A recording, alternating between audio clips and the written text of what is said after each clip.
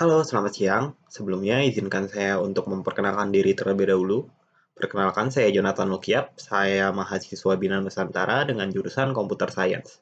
Nah, jadi tanpa berlama-lama lagi, mari kita langsung saja nih masuk untuk ke pembahasannya.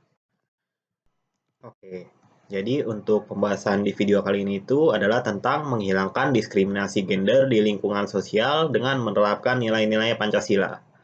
Nah, untuk latar belakangnya sendiri, kita ini mengambil materi itu karena yang pertama itu ada diskriminasi gender yang masih terjadi di berbagai lapisan masyarakat. Untuk yang kedua, ada stereotip gender membatasi kesempatan pendidikan, pekerjaan, dan peran sosial. Yang ketiga itu nilai Pancasila, sila kedua, dan kelima relevan untuk mengatasi ketidakadilan gender. Nah, yang keempat itu perlu pemahaman dan penerapan nilai Pancasila untuk menciptakan masyarakat yang inklusif. Oke, selanjutnya itu ada rumusan masalah.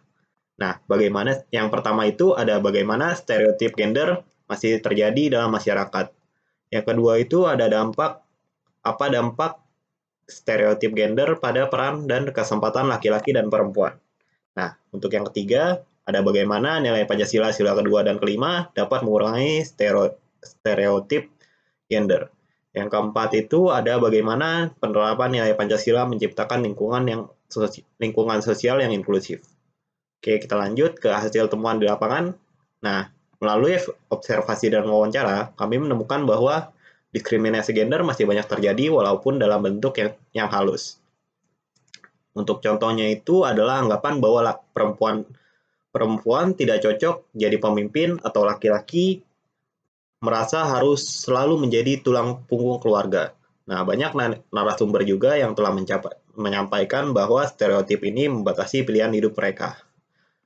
Oke, selanjutnya kita ke solusi yang ditawarkan.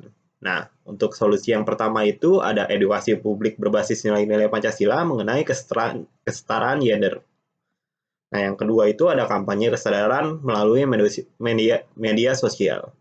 Yang ketiga itu ada diskusi terbuka di komunitas untuk melawan stereotip.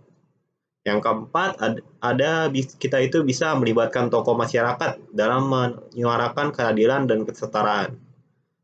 Oke, kita masuk ke kesimpulan. Kesimpulannya itu, proyek ini menunjukkan bahwa diskriminasi gender masih terjadi akibat stereotip yang mengakar di masyarakat. Dengan menerapkan nilai-nilai Pancasila, khususnya sila kedua, manusia yang adil dan beradab, dan sila kelima, keadilan sosial bagi seluruh rakyat Indonesia, masyarakat dapat diarahkan untuk bersikap adil, menghargai perbedaan, dan memberikan kesempatan yang setara untuk memandang gender. Nah, edukasi, kampanye, kesadaran, dan peran aktif individu menjadi strategi kunci dalam menghapus diskriminasi gender. Proyek ini juga menumbuhkan kesadaran dan semangat anggota kelompok untuk berperan aktif sebagai agen perubahan demi terwujudnya masyarakat yang lebih adil dan inklusif. Oke, selanjutnya itu ada refleksi pribadi dari saya.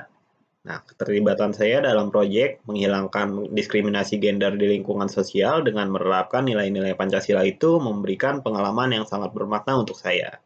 Jadi tidak hanya dalam aspek akademik, tapi juga dalam pembentukan karakter pribadi.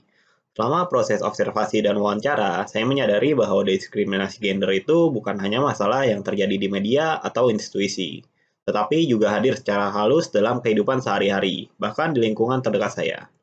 Nah, melalui proyek ini, saya merasa mampu untuk mengembangkan nilai kritikal dan creative thinking saat kami bersama-sama menganalisis data dan merancang strategi kampanye yang efektif. Kemampuan berpikir kritis saya terasa ketika harus menggali lebih dalam ke akar permasalahan stereotip gender dan menghubungkan dengan nilai-nilai Pancasila, khususnya untuk sila kedua dan sila kelima. Selain itu, saya juga belajar untuk menjadi efektif komunikator, baik secara individu saat melakukan wawancara maupun dalam kelompok saat berkoordinasi dan menyatukan ide. Nah, melibatkan tokoh masyarakat dan narasumber dari berbagai latar belakang mengajarkan saya untuk lebih terbuka terhadap perspektif yang berbeda. Saya merasa termotivasi untuk terus menjadi bagian dari perubahan sosial yang positif. Nah, proyek ini mengajarkan saya bahwa nilai-nilai Pancasila bukan hanya konsep di atas kertas, tetapi juga bisa menjadi landasan dalam membentuk masyarakat yang lebih adil dan inklusif. Pengalaman ini memperkuat komitmen saya untuk menjadi warga negara yang peduli, aktif, dan bertanggung jawab terhadap isu-isu sosial. Sekian saja untuk presentasi saya hari ini. Jika ada kurangnya, saya mohon maaf sebesar-besarnya. Semoga apa yang saya sampaikan berguna untuk diri saya dan banyak orang pada khususnya. Selamat siang dan terima kasih.